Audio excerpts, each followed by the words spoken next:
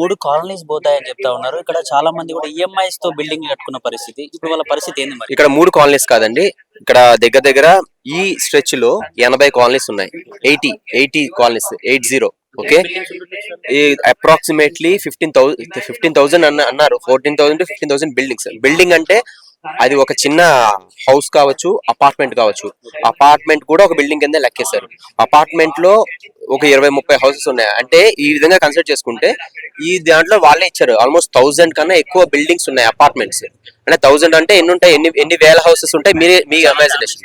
Obviously అలాంటప్పుడు ఎంత destruction జరుగుతుంది. ఇది సుందరీకరణ నుంచి మంచి పేరు చెప్పి కమర్షియలైజ్ చేయడం ట్రై చేస్తున్నారు. ఇది అన్యాయం కాదండి? ఒకటి చిన్న కామన్ సెన్స్ ఉన్న ప్రతి ఒక్కరికి తెలుస్తుంది. ఇన్ని ఫ్యామిలీస్ రోడ్డు మీద పడేసి సుందరీకరణ చేస్తారా అంటే, వాళ్ళు పక్కోడు ఏడుస్తుంటే సుందరీకరణ ఎలా కనబడుతుంది? కళ్ళు కనబడుతున్నాయి వాళ్ళకి? అసలు చూడగలరా? ఆ జాలి దయ కరుణ అనేది కనబడదా? నాయకుడు అనేవాడు. ఈ వాటర్ వల్ల హెల్త్ ఇష్యూస్ వస్తాయని చెప్తున్నారు సార్. మేము 5 years నుంచి ఉంటున్నాము, 5.5 years నుంచి ఉంటున్నాము ఇక్కడ. మిగతా వాళ్ళు 14 years నుంచి ఉంటున్నారు. 14 years. ఆ టైప్ వాళ్ళు అయితే ఇంకా ఎక్కువ మంది ఉన్నారు, 20 years నుంచి ఉంటున్నారు. ఓకే, చాలా మంది అపార్ట్మెంట్స్ లో ఉంటున్నారు, పక్కనే ఉంటున్నారు. పక్కనే అంటే ఆల్మోస్ట్ 10 to 20 meters ఉన్నది, అక్కడ కూడా బఫర్ జోన్ ఉంది. సో అవతల ఉంటున్నారు, వాళ్ళందరూ హ్యాపీగా ఉంటున్నారు. ఎవరికి ఏ విధమైన నష్టాలు లేవు. విషయం ఏంటంటే, మెయిన్ మన అందరం అర్థం చేసుకోవాల్సిన విషయం ఏంటంటే, మూసీ నది యొక్క కాలుష్యం ఎక్కడ జరుగుతుందంటే పరిశ్రమల వల్ల. అక్కడ ఎన్ని పరిశ్రమలు ఉన్నాయో తెలుసా? కెమికల్ ఇండస్ట్రీస్ ఉన్నాయి, ఎలక్ట్రానిక్ ఇండస్ట్రీస్ ఉన్నాయి, ఫార్మా ఇండస్ట్రీస్ ఉన్నాయి, స్టీల్ మెటాలిక్ ఇండస్ట్రీస్ ఉన్నాయి. ఓకే, ఇన్ని రకాల ఇండస్ట్రీస్ ఇంకా ఎక్కువ ఉన్నాయి. ఇవి కాకుండా ఓకే, ప్లాస్టిక్ రిలేటెడ్ ఇండస్ట్రీస్ ఉన్నాయి. వీటి ద్వారా వచ్చిన వ్యర్థాలని శుద్ధీకరణ చేయకుండా డైరెక్ట్ గా మూసీలో వదులుతున్నారు. మొన్న ఇక్కడ యాసిడ్, మీకు తెలుసు కదా news, acid every day night 12 2 o'clock 3 o'clock వచ్చి వదిలేస్తున్నారు తెలియకుండా. ఇలాంటివన్నీ చేస్తూ అదేమోని ఎవరు పట్టించుకోవట్లేదు, దాన్ని పట్టించుకోవట్లేదు. పక్కన ఇల్లు కూల్చడం ఏంటండి? పిచ్చా? అంటే సెన్స్ ఉంది అసలు? ఇళ్ళని కూల్ చేస్తే ఏమొస్తుంది అంటే? సింపుల్, ఎవరికైనా అర్థమవుతుంది. ఇది ఒక రియల్ ఎస్టేట్ దందా చేస్తున్నారు, చేయడానికి ట్రై చేస్తున్నారు. కానీ ఎవ్వరు ఇక్కడ ఒప్పుకోరు. అందరూ చైతన్యవంతులు అవుతున్నారు. సార్ మా కష్టం ఇది, 15 ఏళ్ల కష్టం. నేను ఆల్మోస్ట్ 14-15 years నుంచి జాబ్ చేస్తూ నా ఎంటైర్ సంపాదన దీనిలో పెట్టుకున్నాను. నాకు ఇంకా ఈఎంఐస్ ఉన్నాయి. ఈఎంఐస్ మిగతా వాళ్ళు ఉన్నారు 70-80 వేలు ఎవ్రీ మంత్ కడుతున్నారు. అంటే ఇల్లు కోల్పోయి 70,000-80 వేలు కట్టాలంటే అసలు బతికుండగలడా పర్సన్? ఇప్పుడు హైదరాబాద్ పరిస్థితి చూసారా? బక్కా జడ్సన్ లాంటి వాళ్ళు ఏదో సపోర్ట్ చేస్తున్నారు. వాళ్ళని చూసి మాకు అర్థమవుతుంది, అవునా ఇంత ఈఎంఐ కట్టాలా ఇల్లు కోల్పోయి? అది ఎంత కష్టం సార్. అది ఏమీ లేకుండా 70-80 వేలు ఎలా కడతారు? ఓకే సార్, మీతో హైడ్రా వాళ్ళు ఎప్పుడైనా చర్చలు జరిపే ప్రయత్నం చేశారు ఇక్కడికి వచ్చి? హైదరాబాద్ కాదు ఇది, హైడ్రాకి దీనికి సంబంధం లేదండి. ఇది మూసీ రిలేటెడ్. చాలా మంది అపార్థం చేసుకుంటున్నారు హైడ్రా అని చెప్పి. హైడ్రా పాపం రంగనాథ్ గారు ఏదో చేశారు, అది దేని వల్ల చేశారు అదంతా పక్కన పడండి. హైడ్రా వల్ల హైడ్రా బాధితులు గ్యారంటీ చాలా నష్టపోయారు, 10,000 కోట్లు నష్టపోయారని చెప్పి ఆల్రెడీ బ్యాంకుల వాళ్ళు అఫీషియల్ గా చెప్తున్నారు. అది చాలా పెద్ద నష్టం. ఇది మూసీ రిలేటెడ్ ఇష్యూ. మూసీ సుందరీకరణ కాదు, ప్రక్షాళన చేసుకోండి. మూసీని ప్రక్షాళన చేసుకోవడానికి మాకు హ్యాపీ. పక్కన ఇల్లు మాత్రం కూల్చొద్దు. ప్రక్షాళన అంటే ఏంటంటే శుభ్రం, సింపుల్. ఎఫ్టిఎల్ బఫర్ కాదు సార్. అక్కడ చూస్తే ఎఫ్టిఎల్ బఫర్ కాదు, వాళ్ళు ఎఫ్టిఎల్ బఫర్ అనే పరిధి కూడా వాళ్ళ ఇష్టం వచ్చినట్లు వేస్తున్నారు. అసలు దానికంటూ ఒక పద్దు ఏం లేదు, ఒక లెక్క ఏం లేవు. వాళ్ళ ఇష్టం వచ్చినట్లు వేస్తున్నారు. వాళ్ళకి ఒక ఏరియాలో 50 మీటర్లు అంటారు, ఒక 50లో 100 మీటర్ల వరకు తీసుకెళ్తారు. వాళ్ళ ఇష్టం వచ్చినట్లు చేస్తున్నారు. ఒకటే సార్ సింపుల్ విషయం, మీరు కావాలంటే పక్కకి వెళ్ళి చూడండి. బాపు ఘాట్ అంటే పరిసర ప్రాంతాల్లో 10 నుంచి 12 మీటర్ల కన్నా ఎక్కువ ఉంటే నాకు చూపించండి ఎక్కడైనా. 10 నుంచి 12 మీటర్లు ఉన్న దాన్ని మహానది కానీ ఏదైనా పెద్ద నది అంటారా అండి? అది నదే? దానిలో వచ్చే వాటర్ అంతా డ్రైనేజ్ వాటర్, కాలువ అంటారు దీన్ని. కాలువని మహానది అని చెప్పేసి ఒక పేరు పెట్టేసి, మూసీ రివర్ అని పెద్ద పేరు పెట్టేసి, దాన్ని కాస్త సుందరీకరణ, శుభ్రం, ప్రక్షాళన రకరకాల పేర్లు పెట్టి పక్కవాడి భూముల్ని, పక్కవాడి ఇళ్ళని కూల్చడం ఇదే ప్రభుత్వం? ఒకసారి ఆలోచించండి. కామన్ సెన్స్ ఇది, రైట్? సో ఇది అన్యాయం సార్, ఇది క్లియర్ గా అన్యాయం. మా రిక్వెస్ట్ ఏంటంటే, ఎక్కడైతే అన్యాయం జరుగుతుందో ప్రతి రిపోర్టర్, ప్రతి జర్నలిస్ట్ నిజంగా కళ్ళు తెరిచి మాకు సహాయం చేయమని వేడుకుంటున్నాం, అర్థిస్తున్నాం. ఓకే, ఇది మాకు స్వార్థం కోసమే కాదు. కొన్ని లక్షల మంది నిరాశ్రయులు అవుతారండి. లక్షల మంది మీరు రోడ్ మీద ఇచ్చేసి సుందరీకరణ మంచి పేరు పెట్టుకుంటారా? అవునా? సో రేవంత్ రెడ్డి గారు ఏమన్నారంటే, మూసి అన్ని నదులకి ఆడపిల్లల పేర్లు పెట్టిండ్రు, యమున, గంగా అన్ని నదులకు పెట్టినారు. కానీ మూసి నది పేరు మాత్రం ఏ ఆడపిల్లకు పెట్టుకోలేదు. ఇప్పుడు ఈ ప్రక్షాళన తర్వాత ప్రతి ఇంటి ఆడపిల్ల పేరు మూసి అని పెట్టుకోవచ్చు అంటున్నారు. మీరు ఎట్లాగో పేర్ల ప్రస్తావన తీసుకొచ్చారు కాబట్టి క్వశ్చన్ అడగాలనిపించింది. అవును అమ్మా, పేర్లు పెట్టడాలు, పేర్లు మార్చడాలు ఇదే ప్రభుత్వం అమ్మా. టీజీ నుంచి టీఎస్ చేయడం, టీఎస్ నుంచి టీజీ చేయడం, పేర్లు మార్చడం, మూసి అని పేరు. అసలు పేర్లు పెట్టుకోవడం ఏంటమ్మా? అక్కడ ఆంధ్రాలో కూడా ఇలాంటిది జరిగింది, ఇది జరిగింది. వాళ్ళు పేర్లు పెట్టుకుంటే ఏంటి, పేర్లు పెట్టుకుంటే మాకేమిటి ఇప్పుడు? మాకు ఇవన్నీ అవసరం లేదు. ఒక ప్రభుత్వం చేయాల్సిన విషయం ఏంటంటే సింపుల్. ఈ ప్రభుత్వం ద్వారా ఎవరైనా వృద్ధి చెందారా? ఓకే, అక్షరాస్యత రేటు పెరిగిందా? ఉద్యోగాలు లభిస్తున్నాయా? మన తలసరి ఆదాయం పెరిగిందా? అప్పులు తగ్గుతున్నాయా? ఇది ఆలోచించాలి. అభివృద్ధి జరుగుతుందా? సరి అయిన అభివృద్ధి జరుగుతుందా? ఇది ఆలోచించాల్సిన విషయం. వాళ్ళు పేర్లు పెట్టుకుంటే ఏంటి, పెట్టుకోకపోతే ఏంటి? ఆ పేర్లతో అభివృద్ధి జరగదు, పేరు మార్చేంత అభివృద్ధి జరగదు.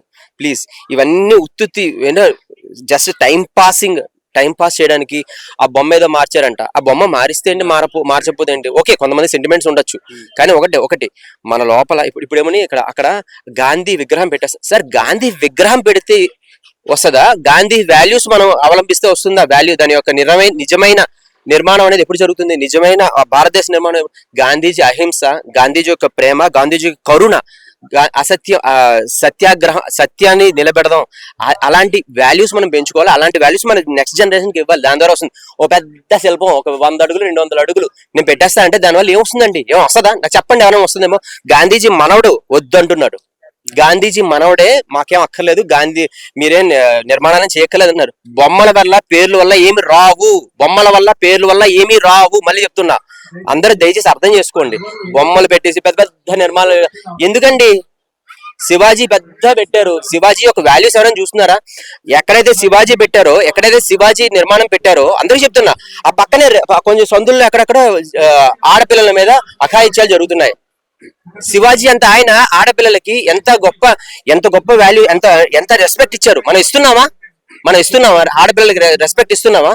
అలాంటివి నేర్పించరా? శివాజీ పెద్ద పెట్టేసారంట. అదా రాజకీయ నాయకులు చేయాల్సింది? శివాజీ యొక్క వాల్యూస్ ఇవ్వాలి, గాంధీ యొక్క వాల్యూస్ ఇవ్వాలి. అది జనాల హృదయాల్లోకి చచ్చిపోయేలా చేయాలి.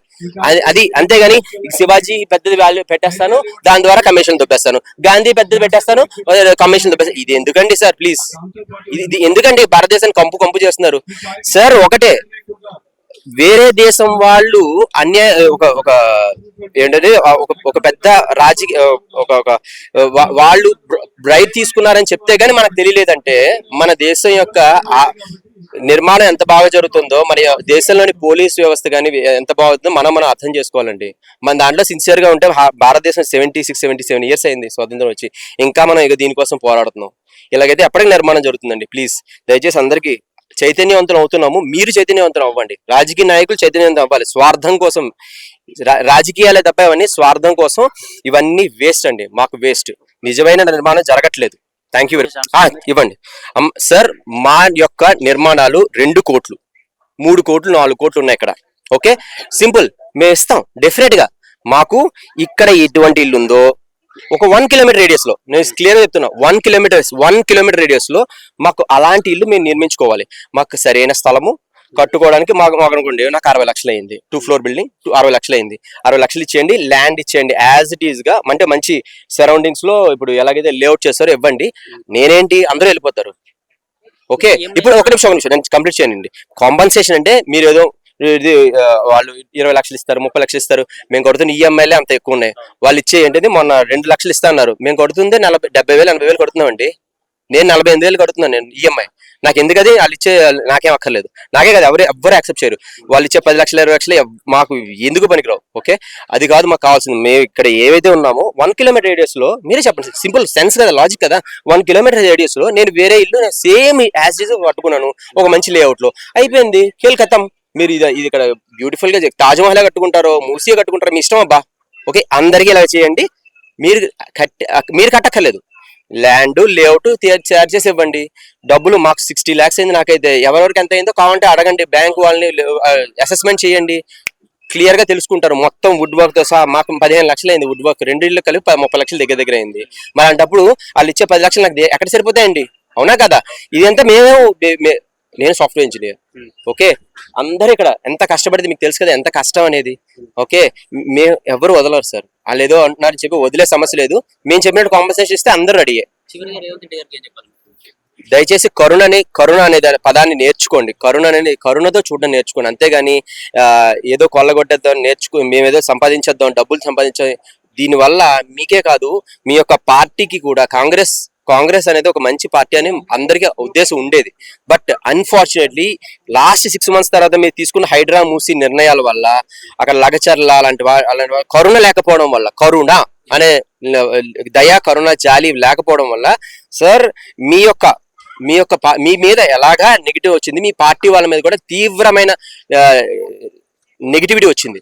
మీరు దీని ఇంపాక్ట్ నేను డైరెక్ట్ గా రేవంత్ రెడ్డి గారికే చెప్తున్నాను, అభ్యర్థిస్తున్నాను. మీరు ఇలాగే ఉంటే స్థానిక ఎన్నికల్లో మీకు ఘోరమైన పరాజయం తప్పదు. నెక్స్ట్ వచ్చే జిహెచ్ఎంసీ ఎన్నికల్లో కూడా మీరు రిజల్ట్ బీభత్సంగా చూస్తారు. ఇది కరెక్ట్ కాదండి. దయచేసి ఈ పద్ధతిని మార్చుకోండి. ఎప్పుడైనా ఒక నిర్ణయం తీసుకోముందు దాని ముందు వెనక ఆలోచించి తీసుకోవాలి. అంతేగాని ఏదో ఒకటి చేసేస్తామంటే వేస్తారు. ఇవన్నీ జరిగే పనులు కాదు. దీని ద్వారా ప్రజలకి మీకు తీవ్రమైన మనస్తాపాలు తప్ప మిగలదు, ఇంకేం మిగలదు. ఇంకో విషయం చెప్తున్నాను సార్, ఆంధ్రప్రదేశ్ లో నాకు ఎవరి మీద ఎటువంటి నెగిటివిటీ లేదు. ఓకే, ఆంధ్రప్రదేశ్ ఏం జరిగింది, ల్యాండ్ టైటిలింగ్ యాక్ట్ అని జగన్ గారు అన్నారు. ఓకే, దాని ద్వారా అదేం జరిగిందా? జరగలేదు. ఒకటి జరగకపోగా ప్రతిపక్షాలు ఏం చేసాయి, దాన్ని మంచిగా వాడుకున్నాయి. ఆయనకి ప్రజలకి కూడా కాకుండా శుభ్రంగా ప్రతిపక్షాలు పైకి వచ్చాయి. ఇక్కడ కూడా జరిగేది అదే. ఓకే, మీరు అనాలోచితమైన నిర్ణయాలు తీసుకోవడం ద్వారా కాంగ్రెస్ కి నెగిటివ్. ఏదో వచ్చారు 10 years తర్వాత వచ్చారు, శుభ్రంగా చేసుకొని మంచి పేరు సంపాదించుకొని నేను నెక్స్ట్ టైం వచ్చేలాగా నిలబడాలి. కానీ దీనివల్ల ఏమొస్తుందండి, నిజంగా ఏమొస్తుందా? దీనివల్ల ఏమి రాదు. సరికదా నెగిటివిటీని సంపాదించుకుంటున్నారు. మీకే కాదు, ఇంకో 20 నుంచి 30 ఏళ్ళు మళ్ళీ కాంగ్రెస్ రాదు. ఎందుకంటే భయం. ఇప్పుడు మేము భయపడుతున్నాం అండి. 6 months అయింది, 6 months అయింది, నిద్ర లేవు. ఉదయం లేచింది నుంచి ఇదే ఆలోచన, నైట్ పడుకోబోయే ముందు ఇదే ఆలోచన. మాకేంటి కర్మ? ఓకే, సో ముందు వచ్చిన ప్రభుత్వం నిజానికి నేనేం చెప్తున్నా, నాకు ప్రభుత్వం పట్ల లేదా వీళ్ళ పట్ల ఎటువంటి నెగిటివిటీ లేదు, ఎవరి మీద అభిమానం లేదు, ఎవరి మీద వ్యతిరేకత కూడా లేదు. కానీ ముందు వచ్చిన ప్రభుత్వం ఇంత టార్చరింగ్ మాకు అనుభవింపజేయలేదు.